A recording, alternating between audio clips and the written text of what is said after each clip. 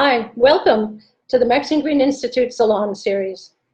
We hope that these salons will provide a place for an exchange of ideas and a sharing of artworks, teaching practices related to aesthetic education, and examples of social imagination. I'm Holly Fairbank, and I'll be your host for the first salon in this series, a three-part conversation with storyteller, musician, and poet, David Gonzalez. David will perform short stories from around the world and walk us through various aspects of the craft of storytelling, including elements such as words, voice, movement, imagination, and what he calls technologies of enchantment. Joining us will be some education students from CUNY who have studied aesthetic education and are familiar with David's work. David Gonzalez is a nationally recognized and award-winning storyteller whom I met 20 years ago when he was performing at Lincoln Center Institute, where Maxine Greene was philosopher in residence. It is my distinct pleasure to welcome David to this inaugural Maxine Greene Institute Salon. David? Hey, hi, so happy to be here with you. Oh man, Maxine Greene changed my life, and I know she had a tremendous impact in your life too, Holly. For me, I was thinking about this introduction. It touches a few places. One was the very first time I met Maxine was at Lincoln Center, and I was invited to be part of the aesthetic education training. The very first time, this was probably almost 30 years ago.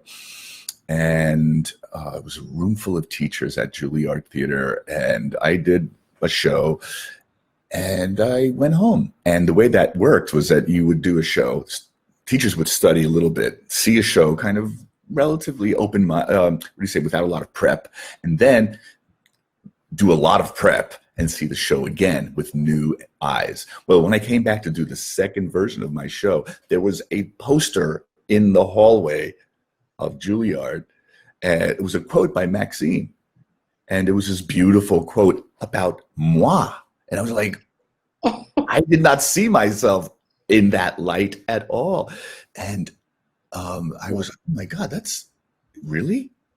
And then I go into toward the elevator to go up to the theater, and the elevator's doors open, and it's packed with people, teachers, and in the middle is Maxine. And I walk into this elevator, we're all going to the same place, and she says, and there he is. I'd been on her mind, and she'd been talking about this person, this philosopher. I say that because I had to rethink who I was as an artist.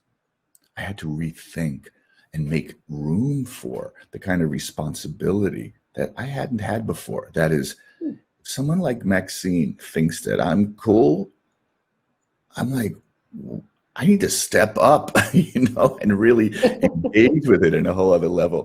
The other thing, of course, Maxine, then I started reading a lot of her work, and what touched me so deeply was the way she connected art and democracy.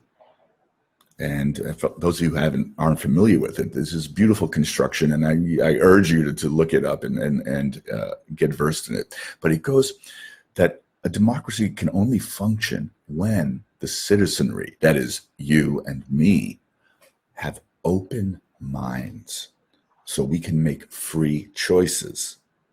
When we don't have open minds and the capacity to make free choices, we can easily be subject to coercion, manipulation, et cetera, et cetera. So through the experience of participating in arts experiences, especially the way she taught it, you have to be present, open, and available to what the arts are bringing.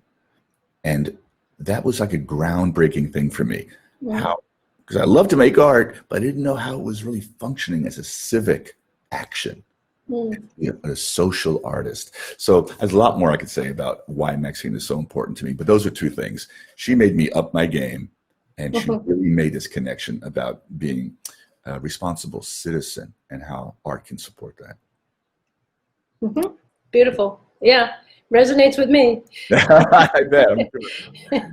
So I'm really happy to be here, and I think it's time for a story. Let me tell you a little bit about the story I'm going to tell. I'm not going to do it live here because I have this tape version, which I think is pretty cool. In this tape version, you'll see me telling the story of Chango and the drum. Chango is one of the members of the Afro-Cuban, what's called the Yoruba pantheon, the pantheon of gods and goddesses, who were West African deities, and their stories and their rituals, their songs and dances traveled with the enslaved peoples to the what are you going to call it? These new lands, or whatever, these new lands where you couldn't bring possessions, but you brought your heart and your soul and your stories. And it was my dad from Cuba told me some of these tales. And so I think we're almost ready to run the tape. I can say more about it in a minute. But for now, let's just go listen to Chango and the Drum, and you'll hear my pianist, Daniel Kelly, brilliant accompanist and composer in his own right. And here we are in a theater packed with kids. So let's roll tape, and we'll come back in a minute.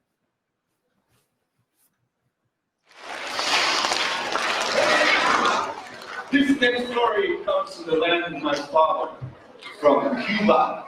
And in Cuba, they tell the stories of the powerful beings called the Orisha.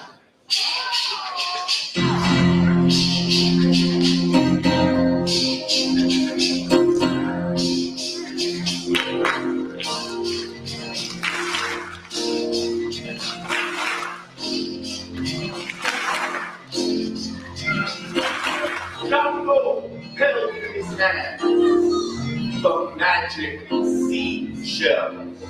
Chango shakes the shells, throws them on the ground. Chango looks down, and Chango has the power to see the future. He could tell you whether tomorrow it would be bright and light or dark as night.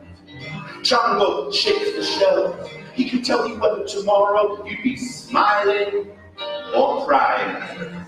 Chango shakes the shells, and 1,000 people come to his house, and one by one, he lets them in. He shakes the shells and tells them the future. And this goes on for a long, long, long, long time. Until one day, Chango has the shells in his hand. He's about to shake them for this man. When Chango looks out la ventana, he looks out the window, and Chango sees that everyone was gone. Those 1,000 people who were waiting, they were gone. And when he looks, the man was gone too. Chango looked at his shells and said, "What's up with this?" Chango put the shells in his pocket, went to the door, unlocked it. When Chango stepped outside, he heard music coming from the street.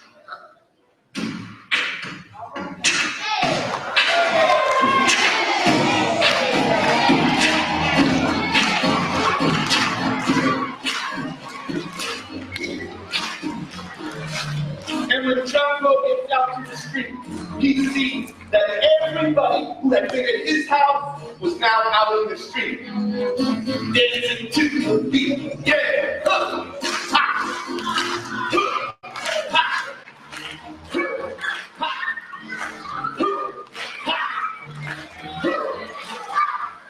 And Chango sees that everyone who's dancing is smiling, laughing, full of joy. And when he looks closer, he sees in the middle of all those people, he sees his brother from the sky world, Orula. And Orula has a drum strapped around his waist, and it's Orula who's playing that beat.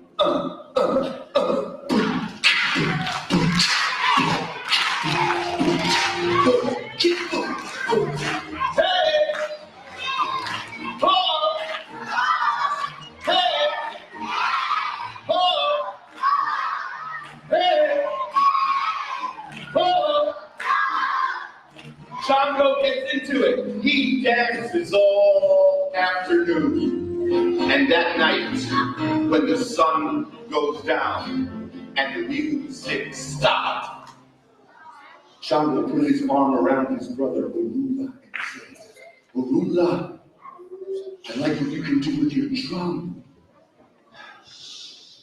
But look what I have. You see these shells? With these shells, I can see the future. That's right. You're mine.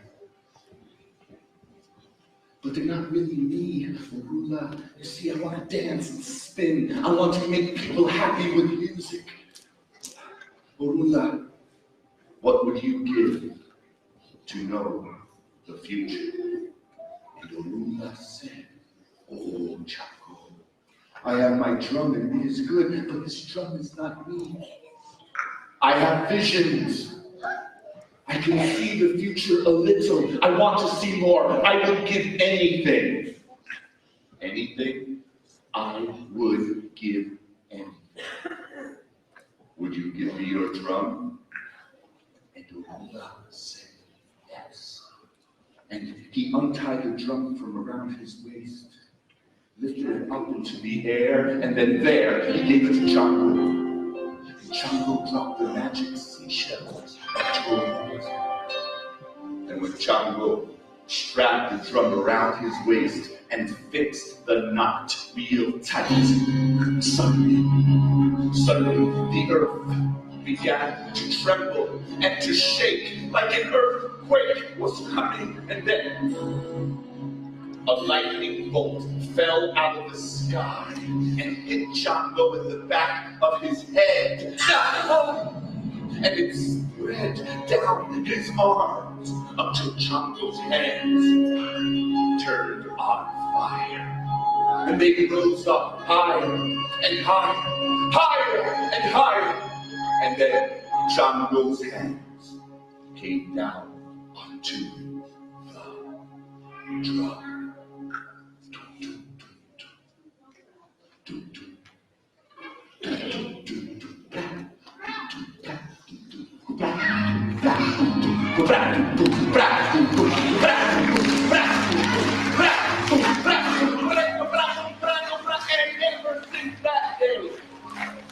Ever since that day, Chongo is the keeper of the drum.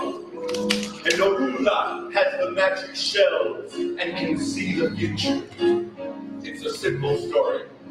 They traded, but it's important because we need what we need to do the work we have to do. Chongo is a drummer, so he needs a drum.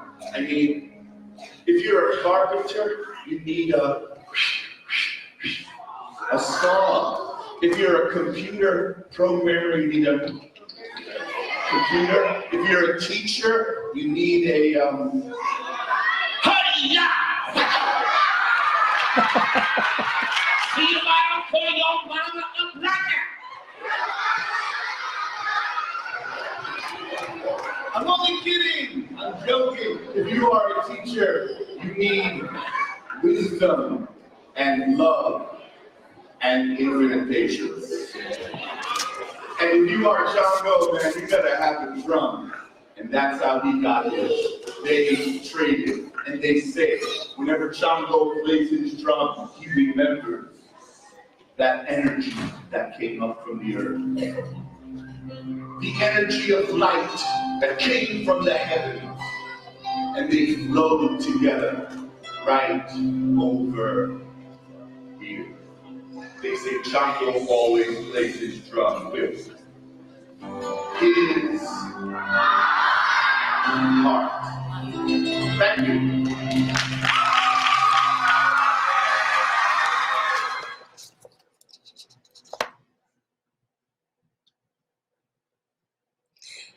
That was great. I've not heard that one before, David. That's wonderful.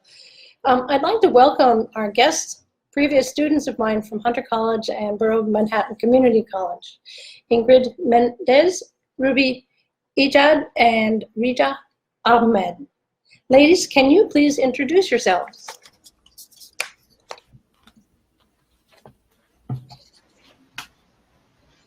Hi, my name is Ruby Ejid.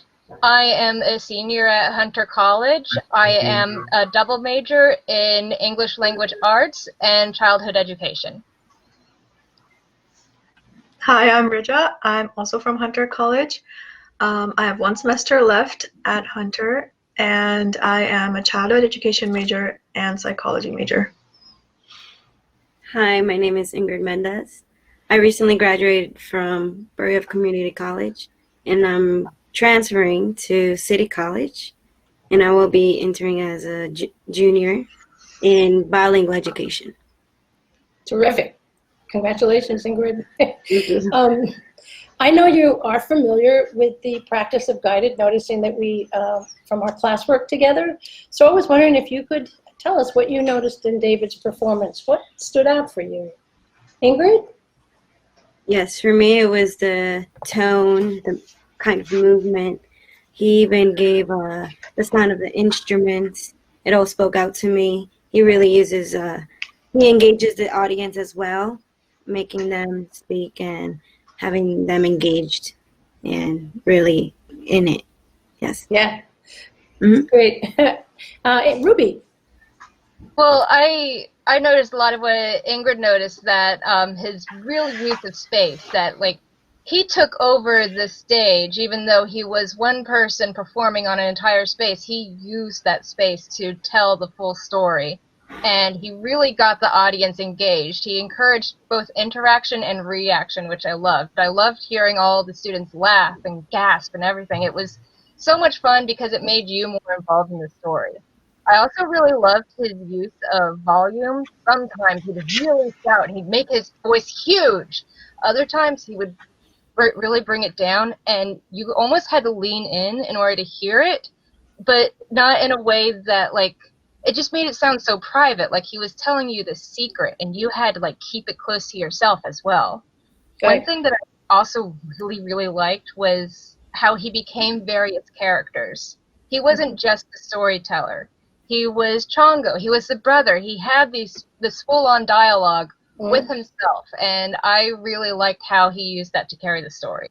Beautiful, beautiful. Rija? Ruby and Ingrid covered a lot of it, but I would just like to add on that he also used rhyming, which I think engaged the students a lot. And humor, I love the humor, where he said if you're a carpenter, you need, and then he did a saw motion. And then if you're a teacher, you need a, and then I think it resonated with all the kids because they were like, yeah, we've had some teachers like that. So I think the humor, I really personally love the humor in it. Well, thank you all. That was wonderful. Such great noticing. You made me notice things by the things that you were just saying. Well, always learning from you all. We have time for some questions with David. So I'm wondering if we could start with Rija.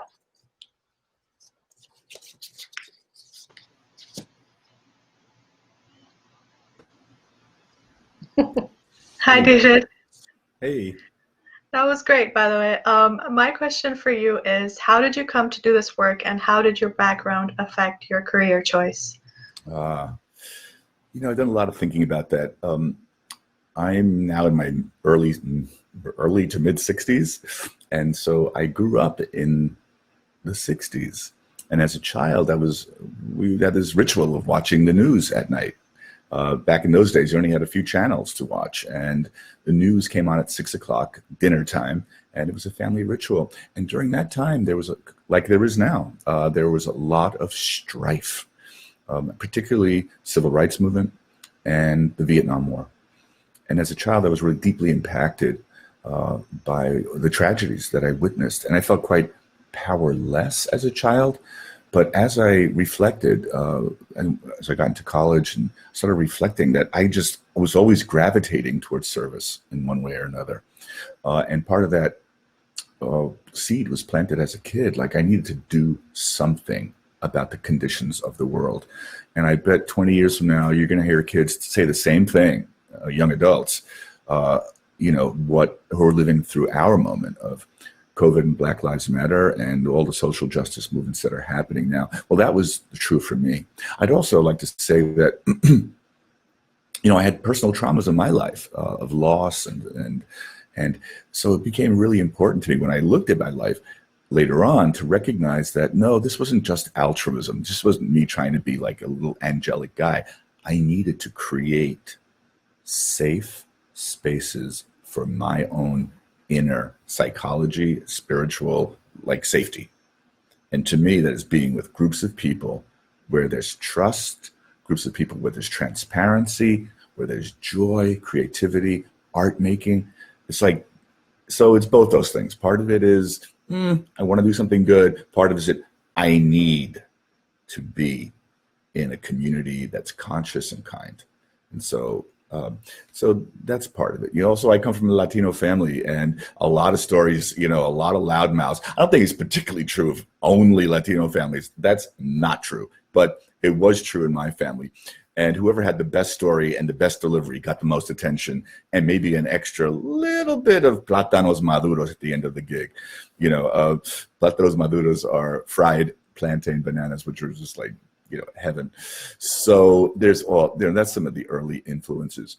My first art is as a musician, and I gravitated very quickly to music therapy. So it was a combination of art and service.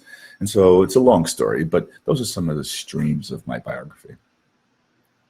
Okay, thank you so much for sharing that. I think you do a great job of working with kids and performing. Thank you. So I think Ingrid has a question now. I'll let her come on. Hey, Ingrid. I think we don't have your mic up. Let's see if we can get your mic working. Yes, sorry. There we go. Hi. Hi. My question is, when did you realize you wanted to do storytelling and work with children? Did it have to do with your roots, with the storytelling at your home, or what are? Well, a little bit of what I was saying before, but I actually, I was really thinking of myself. I was a musician first. I played the guitar and the piano. I fell into a whole lot of good when I got to college. I discovered the field of music therapy, and I had teachers who kind of guided me into this space of creativity, engagement. I was working with children with emotional difficulties. There's all kinds of labels now you can put on there, but you can imagine these were kids with lots of communication disorders, emotional disorders, and social disorders. And it's a lot about listening and a lot about playing and interacting. And I started at that time to attend other workshops, and I was discovering, and I went to a storytelling workshop, and it blew my mind. This woman was, she was a librarian, and she looked so tame, but at night, and she told these ghost stories. It was like, oh my God, she freaked me out. But it was so cool because she was able to create this whole world. And I thought, I want to do that. So I started to integrate little by little storytelling into my work with the kids I was working with. And that was really the seed, because I started to see how the stories really added another dimension. And then like kids would start bringing stories, and we'd play stories, and then improvise like arias and songs. And it really opened up my practice as an arts therapist to include dramatic play, narrative, and storytelling. And then it kind of was a little jump from there into just me telling a story. So that's kind of the way the process moved.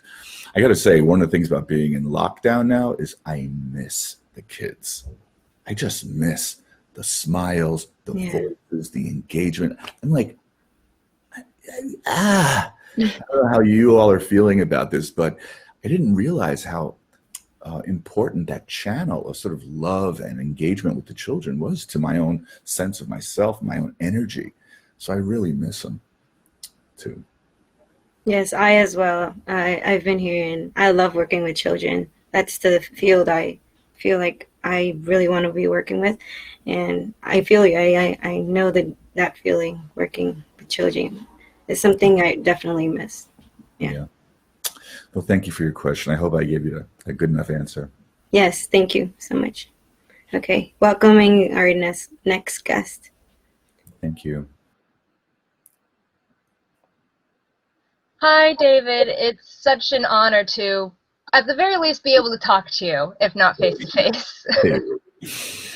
I'm really curious about your influences. You touched on them a little bit, but I would really love a more in-depth look on, like, who and what do you really count as your most important influences for your work?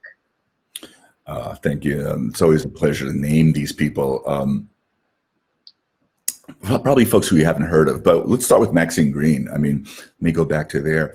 How important it was for me to be recognized by someone who I had such respect for.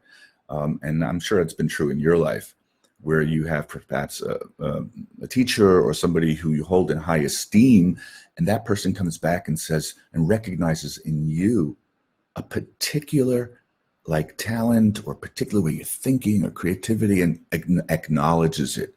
It means so much more than your mom saying, aren't you, you know, whatever, because you are in a whole other world. And so that was a big piece. And Maxine's thinking and her writing were really deeply instrumental to me. Those of you who are not familiar with her work, her book, one of the big books for me, is called Releasing the Imagination. It's fantastic. And her book, Essays on a Blue Guitar, I think that's what it's called, a suite of really her talks at Lincoln Center, phenomenal. But on the artistic side, here's some names which you probably don't know because we're several generations apart, but you might have heard of, some of you, Eric Bogosian. He was a solo performer in the East Village in the 70s, and he's gone on to have this incredible career as a writer and in Hollywood and other places. Someone might be a little bit more familiar to you is John Leguizamo. He's a generation younger than me, but he was a solo artist who brought so much pizzazz, energy, movement stuff to his performance. And also some other great writers like the great mythologist Joseph Campbell and the great psychologists like Abraham Maslow and others. But as performers, I'd also have to put in the list Bugs Bunny, because the elasticity, the fast-pacedness, the people who created those cartoons really understood some of the things we'll get into in the third workshop, which is what I call the technologies of enchantment. How do you create spaces where the imagination is really engaged, where the audience just stays beat by beat through every move? And when I look at those cartoons nowadays, just to have fun, I recognize like that was really impactful for me, how effortless it was, how funny and detailed it was. So that elasticity was also part of it too. There's a long list there. I'm just doing kind of a little cursory, move over it, but that's some of the touchstones. Well, it's been really great having this opportunity to get to know you, and I really look forward to being able to discuss how art and performance can be developed and changed through the action of it. And I really look forward to how these sessions can develop alongside with you. This will be a lot of fun. So thank you very much for answering my question. Thank you, Ruby. Thank you for all your great questions. I think we're coming to the end of our first session here. It's been a joy. I'm just going to say I look forward to some more and pass it back to Professor Fairbank. Holly, it's all yours. Thanks, David. Maxine was a big fan of yours as well, and she described your performance in her book, Variations on a Blue Guitar. She says, what we shared with David was an enactment of art making, someone raising up a world before our eyes through movement and the sound of his voice and the expression of his face, and by means of my imagination, I can make it my own. So thanks, Maxine. So, thank you so much, everybody. David, Rita, Ingrid, Ruby, for joining us in our first of a three-part series, Salon. In the second part, David will tell us another story and share with us some of the techniques of storytelling. I hope you'll join us.